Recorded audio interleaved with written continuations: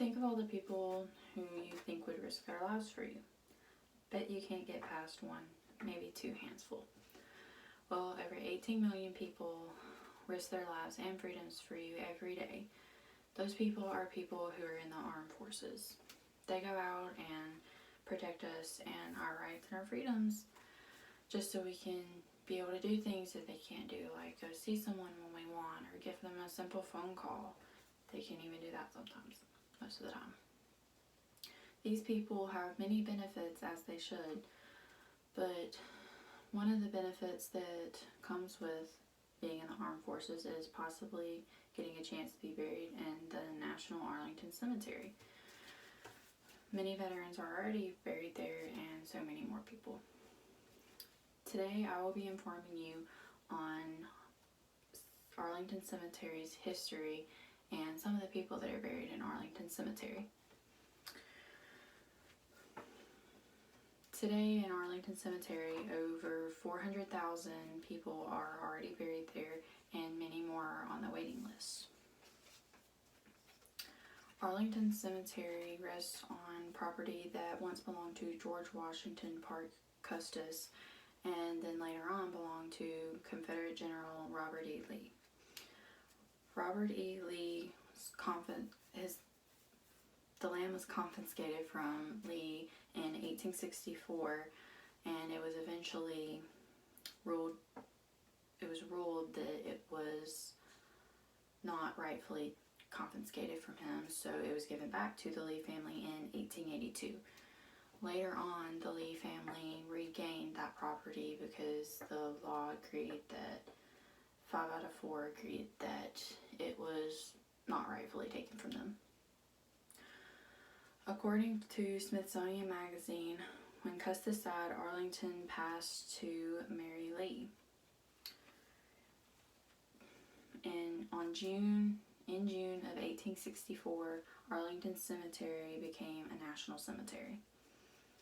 Arlington Cemetery rests on 624 acres. It has about 8,500 trees of about 300 different varieties, and every year around 300 million tourists go through the Arlington Cemetery.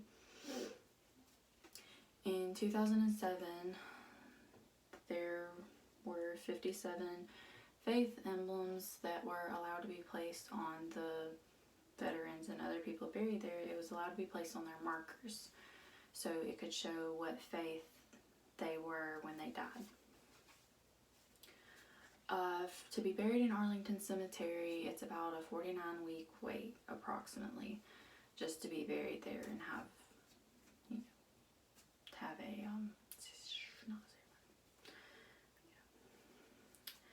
there's about 25 burials per day, which adds up to about 9,000 burials a year. That's a lot. That's why there's such a long wait there. Not only are veterans and others buried there, but 2 of our former presidents are also buried there. One of them being John F. Kennedy and the other being William Henry Taft. Some of Kennedy's family is planned to be buried there with him, along with his wife, Jackie Kennedy. Another thing about Arlington Cemetery is that there is this one, certain place there dedicated for unknown soldiers that were killed and that were buried there because that was the closest national cemetery to bury them. It was only right that they buried them there. It's known as the Tomb of the Unknown, and it has been guarded by the U.S. Army since 1937. According to We Are the Mighty, the Tomb of the Unknown has been guarded by the U.S. Army since July 2nd of 1937.